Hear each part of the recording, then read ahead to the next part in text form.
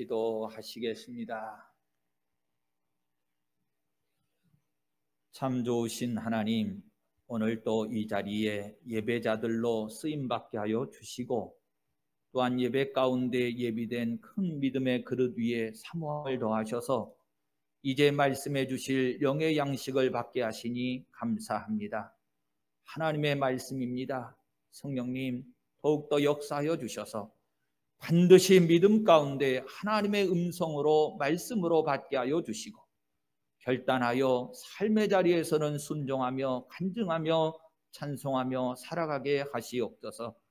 연약한 종입니다. 성령의 두루마리 입혀주시고 반드시 복음 진리만 선포하게 하옵시며 가르치는 은사와 달란트도 허락해 주시고 축복의 능력 또한 있어지게 하시옵소서.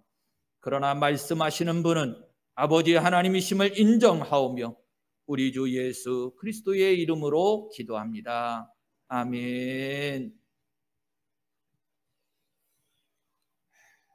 오늘 함께 읽었던 말씀의 분량이 좀 길고 많았지요? 예. 우리 성도님들이 따라서 읽기는 읽었지만 이게 뭔 내용인가 싶기도 했을 거예요.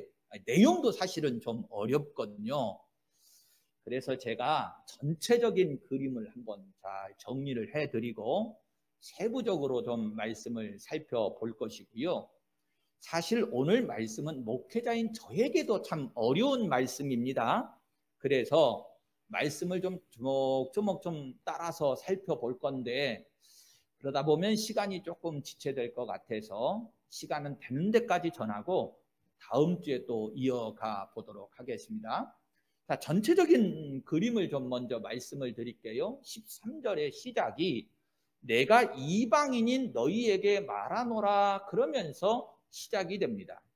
자, 우리가 원래 앞에서부터 8장까지에서부터 이 쭉 11장까지 올 때까지의 전체적인 이 중심 주제가 뭐였느냐면 유대인들, 하나님 앞에 먼저 부름받았던 이스라엘이 버림받은 것이냐 아니면 그들의 구원을 이루실 것이냐라고 하는 이 유대인의 구원 문제에 관한 부분을 쭉 말씀을 따라 살펴왔어요. 그런데 이렇게 유대인들의 구원 문제를 다루다가 이방인의 사도 되었던 이 사도 바울이 이제는 구원 얻었다, 구원 받았다라고 하는 이방인 된 성도들에게 경계의 말씀을 하고 있습니다. 그러면서 이제 먼저 정리는 그래요. 유대인들이 버림을 당하고 이방인들이 구원을 받았으나 그러나 그 구원의 뿌리가 어디로 말미암았느냐 이것을 설명하고 그리고 20절과 21절 이 뒷부분에 가서 높은 마음을 품지 말고 도리어 두려워하라. 하나님이 원 가지들도 아끼지 아니하셨은즉 너도 아끼지 아니하시리라 그러면서 경고하고 있는 거죠. 이방인 된 우리들에게도 방심하지 말아라 이런 거예요. 앞에 유대인들이 선민으로 부름받고 그리스도의 혈통으로까지 쓰임받은 이들인데 그들이 버림받았다 그러면 너희들이 어떠겠느냐. 방심하지 말아라 그러면서 경계하는 내용입니다. 자, 그러면 조금 이제 조목조목 자세히 들어가 볼게요. 자, 13절의 시작이 어떻게 된다고 그랬죠? 내가 이방인인 너희에게 말하노라 그러면서 시작이 되어져요. 자, 그런데 먼저 이 느낌과 뉘앙스를 여러분들의 머리에 잘 새기라고 말씀을 좀 정리를 해드리면 앞에서 10장 같은 경우에서는 1절에 형제들아 이렇게 불렀어요. 그리고 24절까지 우리가 읽었는데 25절에서는 다시금 형제들아 이렇게 나옵니다. 형제들이라고 불렀는데 13절을 시작하면서부터 이방인이 너희라고 이렇게 단어를 사용해요. 이 단어의 표현은 바울 사도가 이방인의 사도 되었음에도 불구하고 이 순간 이 시간만큼은 이 말씀을 받고 있는 이들이 경각심을 깨우치고 가질 수 있도록 하기 위해서 뭔가 애정을 담은 표현으로는 앞서서는 형제들아 형제들아 이렇게 얘기했지만 이 순간만큼은 경계하라고 너희들이 좀 긴장하라고 이방인이라고 하는 이 단어를 쓰고 있어요. 여러분 이게 굉장히 이 이방인의 단어가 사실은 우리 이 시대 속에서도 느껴볼 수 있는 단어인데요. 예를 들어 드리면 그렇습니다. 여러분, 이방인이라고 하는 이 말 단어 속에 벌써 차별감이 있는 거지요. 거부감 있지 않습니까? 더더군다나 이거를 조금 더 심각하게 여러분들이 고민하다고 받아들이면 이렇습니다. 피부가 검은 사람들을 향해서 우리가 뭐라고 부르죠? 흑인. 그리고 조금 더 세게 격을 낮추면 뭐라고 하죠? 깜둥이라고 그래요. 여러분, 이런 단어가 들릴 때 우리는 그냥 아무 느낌 없이 흑인 이렇게 말을 하는지 모르지만 그 흑인된 사람들이 그 말을 받을 때는 어떻습니까? 인종차별이라고. 굉장히 심각하게 받아들여요. 그런데 바울 사도가 이방인의 사도 되었다는 이 바울 사도가 지금 어떤 단어를 쓰고 있느냐면 성경적으로 원어적으로도 아주 심각한 차별이 느껴지는 이방인이라는 단어를 쓰고 있거든요. 긴장하라는 거예요. 긴장하라는 거예요. 바울 사도가 이 단어를 썼을 때에는 굉장히 이제 이 이후에 주실 말씀들이 가볍지 않고 중요하다는 말씀임을 내포하고 있는 겁니다. 자, 그래요. 우리가 주 안에서는 저나 여러분들이 형제 되어졌어요. 바울 사도 입장에서는 그렇습니다. 나는 혈통적인 것으로는 유대인이고 너희는 이방인 아니냐. 참 벌써 거리감이 있고 어미가 있어요. 또 너희 이방인들이 받은 구원의 근원을 쭉 따라가 보면 그 뿌리가 어디로부터 왔느냐. 결국 인간적인 생각으로 보면 이 얘기 속에서는 세상적인 기준으로는 그래요. 선민 이스라엘로부터 비롯되어졌다.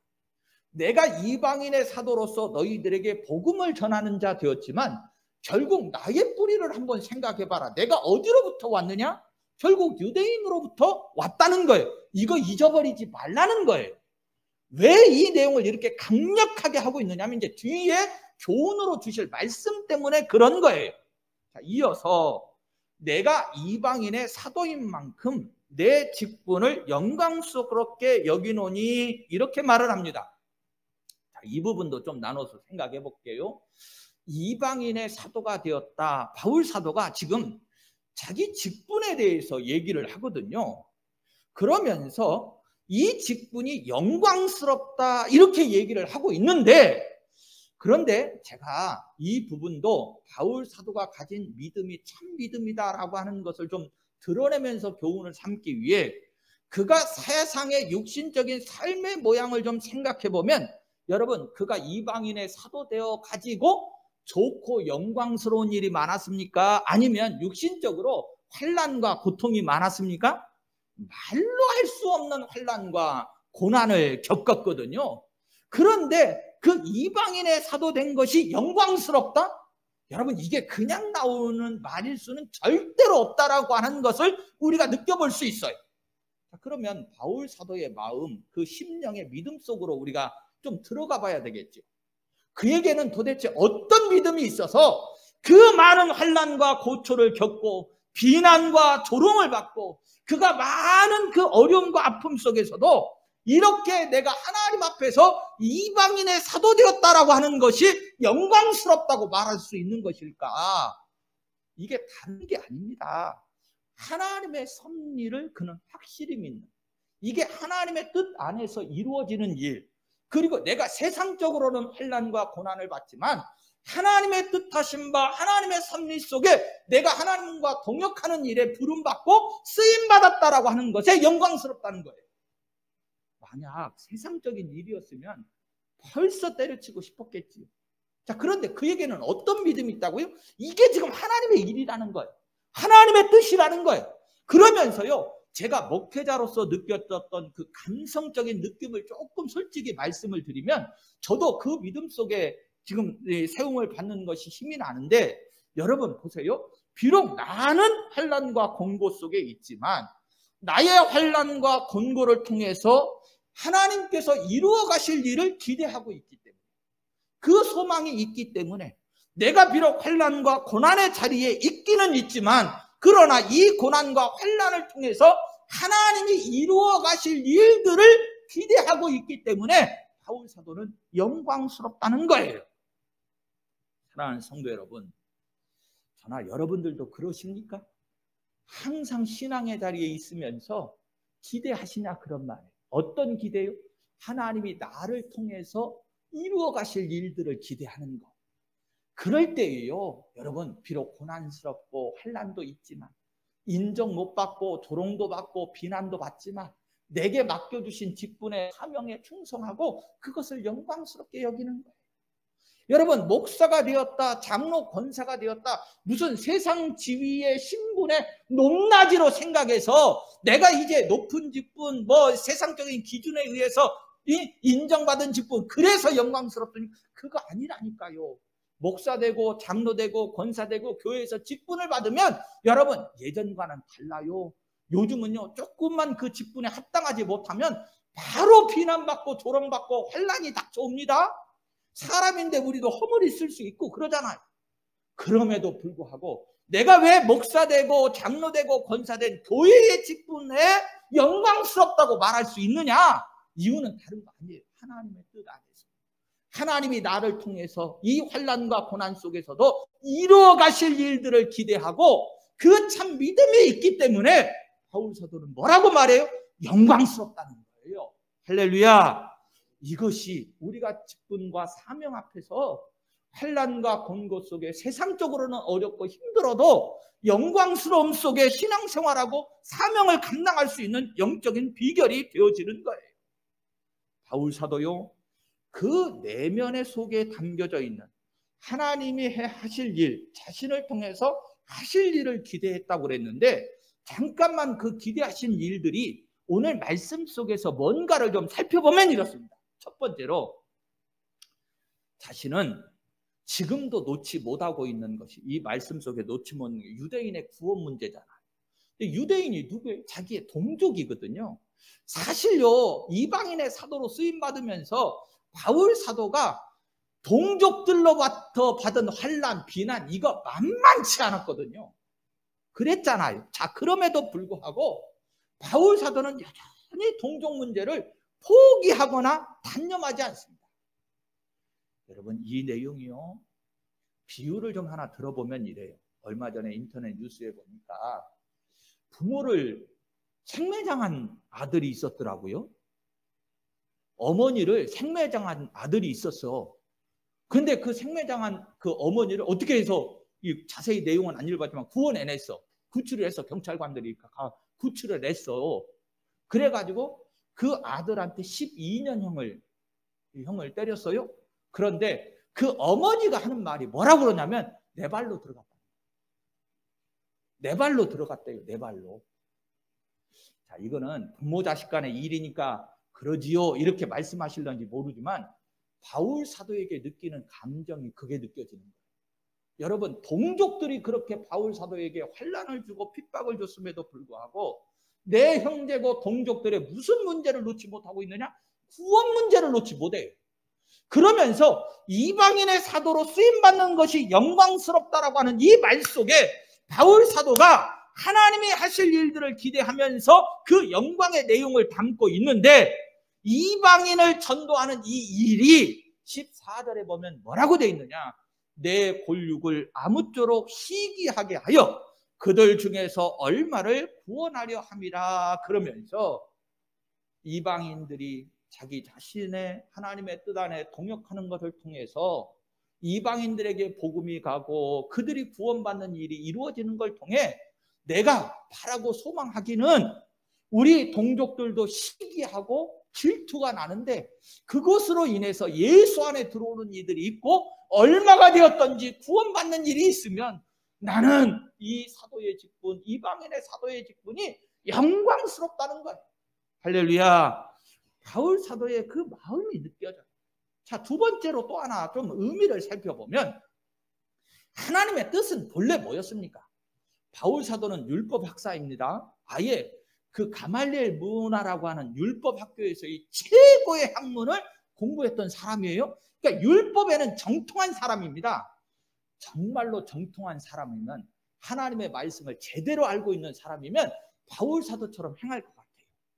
어설프게 하니까 여러분 선무당이 사람 잡는다고 그 예수님 당시에서도 서기관이면 율법학자들이고 이런 사람들 또 바리새인들 이런 사람들이 어설프게 하니까 자신들이 알고 있던 지식을 삶에서 이 열매로 읽어내지를 못하는 거예요. 그런데 바울 사도는요, 보세요. 오늘 말씀 보세요. 하나님의 뜻이 그 율법 속에 구약 성경 속에 담겨져 있던 뜻이 어떻게 이루어져 가야 될 일임을 알고 있으니까 영광스럽다는 거예요. 그런데 자기 자신이 이방인과 오늘 말씀의 관계 속에서 설정되어져 알고 있던 그 하나님의 뜻이 뭐였느냐? 여러분 에베소서 2장 18절에 바울 사도가 이렇게 얘기합니다.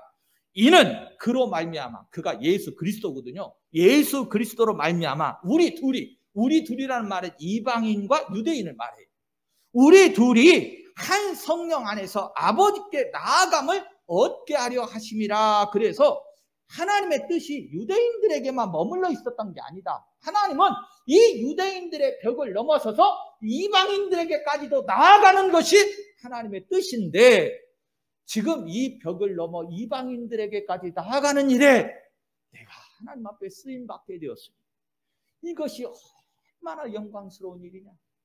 성도 여러분, 저나 여러분들이 신앙의 자리에서 어떤 직분과 사명이 되었던지 받은 것이 있습니까? 이게 누구로부터 받은 것이고 누구의 뜻을 이루어드리는 것이고 누구와 함께 동역하는 것입니까? 결론은 하나님입니다. 이것만 한번 생각해봐요. 하나님이에요. 하나님. 우리가 바라보는 것은 하나님이에요. 그러니 하나님께서 내게 이렇게 영광스러운 직분을 주셨으니 어떻게 그가 불평하고 원망하겠어요? 많은 환난과 곤고 속에서도 바울 사도는 이 진리를 깨달았기 때문에 이방인의 사도로 받는 것이 영광스럽다는 거예요. 세 번째로 한 가지만 더 생각해 보면 에베소서 1장 10절에 이런 말씀이 있습니다. 하늘에 있는 것이나 땅에 있는 것이 다 그리스도 안에서 통일되게 하려 하심이라 그래요. 이 말씀은 참 어렵고 심오하고 굉장히 높은 말씀인데요.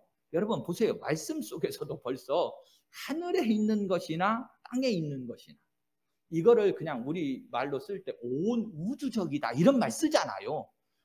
너무 차원이 높아가지고 뭐 온 우주적 그러면 느낌도 안 와요. 솔직히 얘기가 뭐 요즘 뭐 과학자들이 뭐 우주 형성이 어떻게 되고 지금 뭐 무슨 뭐 인공위성을 쐈는데 그게 뭐 태양계 밖으로 벗어나고 뭐 이런 얘기를 해도 여러분들의 마음에 뭐 느낌이나 오십니까? 그런 거 안 오잖아요. 그런데요, 이걸 느끼는 사람들이 가지는 영광스러움은 이거 말할 수가 없습니다. 바울 사도가요, 자신이 쓰임받는 것에 있어서 먼저 땅에 있는 것들이 통일되게 하려 하심이라. 이미 갈라져 있는 지금 틀이 뭐예요? 이방인이나 유대인들이 갈라져 있는데 이게 하나 되는 일, 통일되는 일들을 위해서 자기가 쓰임받아요? 근데 그 차원만이 아니요. 바울 사도가 바라보는 것은 하늘에 있는 것이나 땅에 있는 것까지 하나님의 나라와 이 땅이 또한 하나로 통일되어지는 일, 이 일을 위해서 쓰임받으니 이것을 이제 뭐라고 표현하냐면 우주적인 교회다 이런 말 쓰거든요.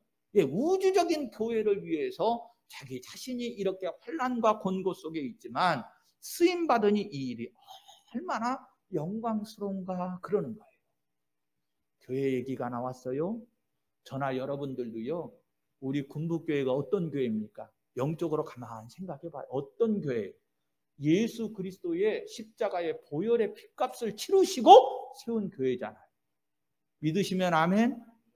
그 교회에 하나님의 교회에 예수 그리스도의 보혈의 핏값으로 세우신 이 교회에 하나님의 뜻을 위해서 우리에게 직분과 사명을 맡겨주셨다.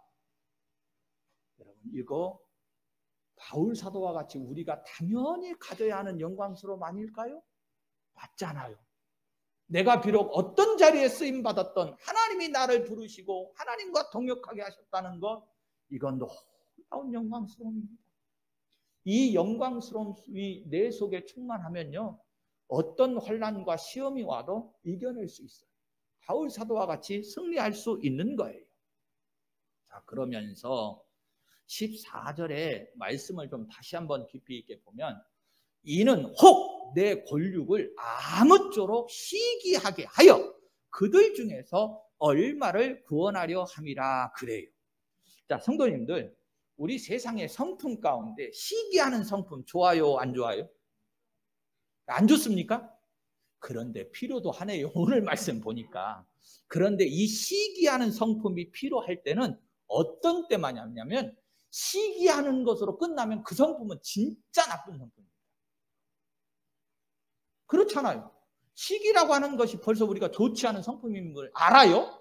그런데 시기가 일어났을 때 불릴 듯 내 속에 다른 용어로 좀 쓰겠습니다. 도전. 저 사람이 저렇게 하면 그러면 나도 할 수 있는 거냐? 아니, 저 사람은 하는데 왜 나는 못해? 내 속에 시기가 일어났어요. 그런데 이것으로 끝나면 정말로 해로운 겁니다. 그러나 그 시기 속에 그를 바라보면서 가진 그 시기 속에 나도 할 수 있다. 나도 된다. 나도 해야 된다라고 하는 도전을 가졌을 때는 엄청난 유익이 있어요. 제가 50이 넘어가지고 스키를 배웠다니까요. 우리 교회 집사님들이 스키장에 가면서 나를 끌고 가가지고 나는 구경하고 기도해 주러 갔는데, 아니 세상에 남성교회 무슨 모임이고 청년부 모임이라고 해서 기도해 주러 갔더니 나를 끌고서 스키장으로 올라가는 거예요. 괜찮다고 목사님 내가 붙잡을 때 괜찮다고 올라갔어요. 그런데 참 스키장에 절대로 함부로 따라가지 마세요. 완전히 나를 붙잡아주고 어떠는 날 다 거짓말이요. 세상에 그 코스 높은 데다가 올려놓고 다 도망가 버려요. 다 도망가요. 혼자 내려오라고.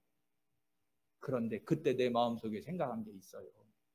아니 보니까 꼬맹이들도 타고 여자분들도 잘 타요. 근데 저들도 타는데 나라고 못할 것이 있어? 나도 하면 되지. 그래서 해요. 저도 늘 마음속에 그것이 뭐 그분들처럼 프로가 되든지 뭐 100점짜리가 되든지 이런 것이 아니고 저들이 할 수 있는 거면 저들이 하는 거면 저들이 먹는 거면 나도 먹을 수 있고 나도 할 수 있다라고 하는 도전의식이 생겨요. 그런데 바울 사도가 지금 말씀하고 있는 게 그겁니다. 유대인들로 하여금 이방인들, 자기들 자신들이 사람 취급도 안 하고 개처럼 취급했던 그들에게 하나님의 은혜가 가고 복음이 가고 생명 구원의 역사가 불릴 듯 일어날 때 비록 자기 자신들은 버림받은 이들이었지만 그들을 바라보면서 시기 질투가 일어나고 이제 다시금 그 시기 속에 하나님의 은혜를 사모하고 생명의 자리로 돌아올 수 있는, 도전할 수 있는 이들이 얼마 동안 있다고 하면 여러분 얼마나 기쁘고 감사한 일이냐는 거예요. 그래서 이 동정에 대한 자기 자신 동족에 대한 이 애착심, 애정, 이것이 바울 사도 속에 얼마나 충만하게 있었는지 몰라요. 그런데 저는요 사실 이 말씀을 그냥 성경 지식으로 담을 게 아니고 우리에게도 가져와야 된다고 생각해요. 여러분 작은 이 가까운 자리에서부터 생각해 보세요. 내 가족 구원, 이런 애착심이 있어야 되겠죠? 그러지 않습니까? 이런 동족에 대한 친밀한 애착심이 바울 사도에게 있듯이 사실은 저와 여러분들에게도 반드시 있어야 될 내용입니다. 물론 구원의 문제는 하나님의 결정사항이에요. 그것까지 우리가 이래라 저래라 할 수 없는 거 알아요. 그러나 하나님이 나를 통해서 혹여 쓰임받기를 원합니다. 하나님이 행하실 일들을 내게 기대하는 믿음을 주셨으면 오늘 바울 사도와 같은 이 동족에 대한 애착심이 우리에게 있어서도 가장 가까운 가족, 내 자녀들, 내 이웃들, 내 친척들, 이런 사람들을 통해서 이루어져요.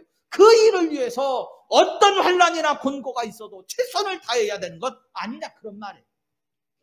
굉장히 중요하고 참 우리의 이 구원에 대한 이 감정에 있어, 애정에 있어서는 사실 바울 사도에게 반드시 가져야, 우리가 바울 사도를 통해서 배워야 될 내용이고요. 목회자인 저도 여러분들도 바울 사도가 가지고 있는 이 믿음은 좀 시기 좀 하세요. 질투 좀 하시고, 그리고 그 시기 질투 속에 끝나지 마시고 반드시 내 것 좀 삼으세요. 그럴 때 하나님은 저와 바울 사도를 사용하시고 동역하셨던 것처럼 저와 여러분들을 사용하실 줄로 믿습니다.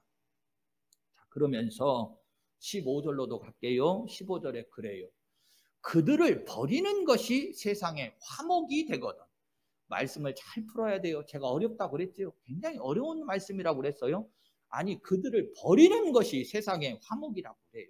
설명해 나갈게요. 또한 그 받아들이는 것이 죽은 자 가운데서 살아나는 것이 아니면 무엇 일이요 그래요.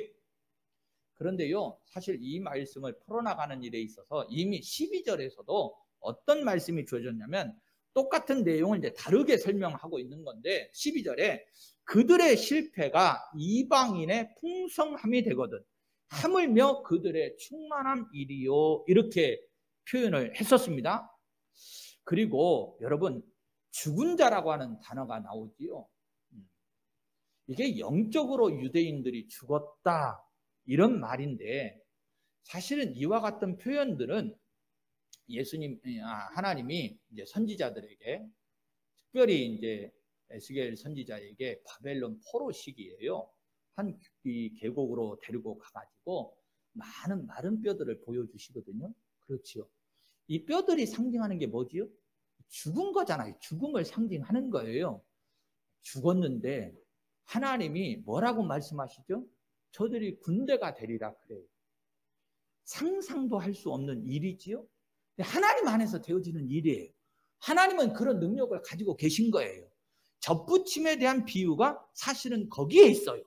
그러면서 하나님이 물으셨어요. 에스겔 선지자에게 37장 3절에 가보면 이 뼈들이 능히 살 수 있겠느냐? 그리고 물어요. 이 뼈들이 능히 살 수 있겠느냐? 여러분 혹시 상상이나 할 수 있는 일입니까? 상상도 할 수 없는 일이겠지요. 결론은 이겁니다. 당시의 유대인들을 그렇게 봤다는 거예요. 그런데 당시에 또한 유대인들이 이방인들을 그렇게 봤습니다. 전혀 구원과는 관계도 없는 사람들, 개치고 간 사람들, 뼈다귀와 같이 죽은 사람들 그렇게 봤어요. 실제적으로 유대인들요 메시아의 언약을 버렸습니다. 그리고 우상 숭배도 합니다. 마른 뼈와 같이 되었었습니다. 유대인들이 그랬고요. 지금 바울 사도의 시대는 그럼 달라졌습니까? 아니 그렇지 않아요. 달라지지를 않았어요. 그런데요 이 내용 속에 자연스럽게 이제 바울 사도가 끄집어냅니다. 끄집어내요. 뭘 끄집어내냐면 말씀의 이해도를 이제 이끌어가기 시작하는 거예요. 이제 설명해 가요. 이와 같은 내용은 상상도 할 수 없어요. 우리한테 물었어요. 이 뼈들이 능히 살 수 있겠느냐? 그리고 이 바울 사도가 이방인들에게도 묻고요. 사실 유대인들이었던 이들에게도 묻고 있는 내용이에요. 그럴 수 없다라고 하는 것이 우리 머릿속에 딱 박혀져 있어요. 그런데 바울 사도는요. 성경의 원리를 가지고 옵니다. 성경의 원리를 가지고 와서 이것을 풀어나가기를 시작해요. 자, 16절에 그 원리가 이제 시작되는데 제사하는 처음 익은 곡식 가루가 거룩한 즉 떡덩이도 그러하고 뿌리가 거룩한 즉 가지도 그러하니라. 이 말씀은 이제 제사법에 관한 내용이잖아요. 민수기 15장 17절에서 20절 말씀을 보면 처음 익은 곡식 가루 떡을 하나님 앞에 거제로 드리는 내용들이 쭉 나옵니다.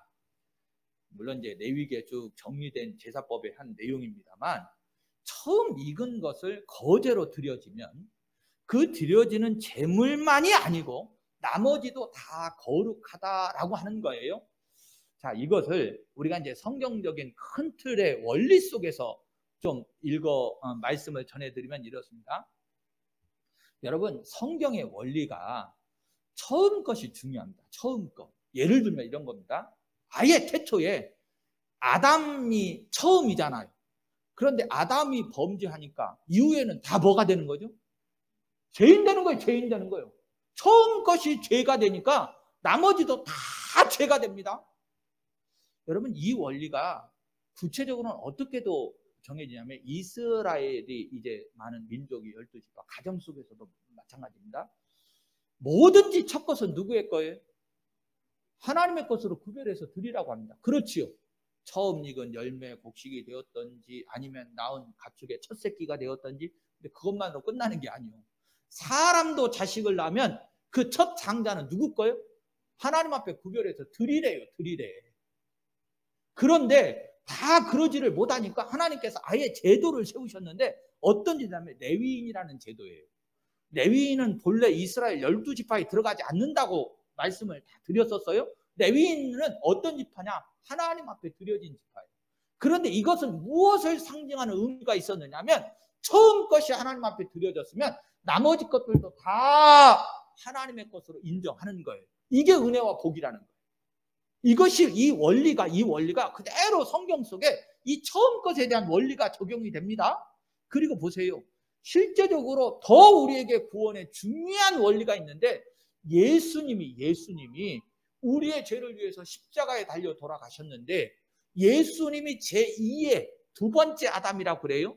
이 원리가 되어져서 예수님이 드려지고 나니까 나머지는 다 어떻게 돼요? 그 죄가 속량되어졌다. 이렇게 설명해요. 이게 성경의 원리입니다. 이게 굉장히 중요한 원리인데요. 그러면서 이 원리를 두고 이스라엘 백성들에 대해서 말씀을 주시는데 출애굽기 19장 6절 말씀에 보면 너희가 내게 대하여 제사장 나라가 되며 거룩한 백성이 되리라 이런 말씀을 써요. 결국 유대인들이 하나님 앞에 제사장 나라로 쓰임 받으면 만민이 다 어떻게 된다는 거예요? 거룩한 하나님의 백성이 된다. 이 원리도 설명을 합니다. 자, 그리고 이 원리를 시간이 다 됐네. 12시인데 17절만 좀 해서 갖고 갈게요. 17절만. 자, 17절. 또한 가지 얼마가 꺾이었는데 돔 감람나무인 네가 그들 중에 접붙임이 되어 참 감람나무 뿌리의 진액을 함께 받는 자가 되었은즉. 자, 이 비유를 통해서 말씀하시려는 바도 첫째로 18절에 이렇게 됐어요. 그 가지들을 향하여 자랑하지 말라. 자랑할지라도 내가 뿌리를 보존하는 것이 아니고 뿌리가 너를 보존하는 것이니라. 그러면서 이 이방인 되어서 구원받은 이들의 정체성을 이제 말하는 겁니다. 앞에서 제가 이미 말씀을 시작할 때 뭐라고 말씀했느냐면 경계하는 거라고 했잖아요. 경고하는 거라고 그랬지요. 경고의 말씀으로 시작되었잖아요. 이방인들에게 경고하는 거예요. 자, 이런 경고가 있는 겁니다. 유대인들과의 관계 속에서 그동안 이 이방인 되면서 이제 영적으로 생각해 보세요. 얼마나 큰 서름이었겠어요. 그렇잖아요. 신앙적으로 굉장한 큰 서름이고 저것들이 우리를 무시하고 여러분 우리 이 대외적인 관계 속에서 일본 사람들 우리한테 조센징 그러면 그 우리는 별거 아니지만 일본에 살고 있는 우리 그 민족 사람들이 조센징 소리를 들으면 얼마나 기분 나쁘고 자존심 상하겠어요? 그런데 이게 뒤집어져 가지고 일본이 우리 때문에 이제 살게 됐어. 그러면 여러분들은 얼마나 좋으실까? 일본이 요즘 점점 어떻게 하고 있대요? 바닷속으로 가라앉는다고 그래. 그런데 저들이 이제 이제 예를 드는 거에 가라앉을 때가 돼가지고 쳐다볼 데가 어디밖에 없어요? 우리밖에 없어. 그래갖고 우리한테 왔어. 그러면 앞에서는 조센징하고 무시했던 저것들이 누구로 인해서 살게 됐어요? 우리로 인해서 살게 됐다는 거예요. 그럴 때 이 우리가 가져야 되는 태도가 뭐냐 그런 말. 자랑하지 말고 우쭐대지 말아라. 원래 그 구원의 뿌리가 어디에서부터 왔느냐는 거예요. 어디서부터 왔느냐. 그거 무시하지 말아라. 교만하지 말아라. 우월감에 사로잡혀서 무슨 공로나 있는 양 자랑하지 말아라. 이렇게 말씀하고 있는 거예요. 13절에 내가 이방인이 너희에게 말하노라. 18절에 내가 뿌리를 보존하는 것이 아니고 뿌리가 너희를 보존하는 것이다. 잊지 말아라. 그러면서 경계하고 있는 거예요. 여기까지 하십시다. 너무 길어지면 우리 성도님들이 말씀도 힘들고 어려워질 것 같으니까. 자, 이런 배경 속에 자랑과 교만하지 말라고 그랬어요. 저나 여러분들도 먼저 믿었다 혹은 나중에 믿었으나 더욱더 충성하고 헌신하면서 뭔가 열매들을 보인다. 이 직분 이런 거 여러분 절대로 자랑한 일 아니고요. 교만한 일 아니에요. 내가 뭐 얼마를 하고 얼마나 크고 얼마나 많이 헌금하고 직분에 충성하고 하나님의 교회에 내가 기둥이고 이런 것들로 바울 사도는 이방인들을 지금 경계하고 있어요. 오늘 이 말씀을 잘 가슴속에 담고 부름받은 우리들이 늘 영광스럽게 여기면서 겸손히 하나님의 일에 동역할 수 있기를 예수님의 이름으로 축원합니다.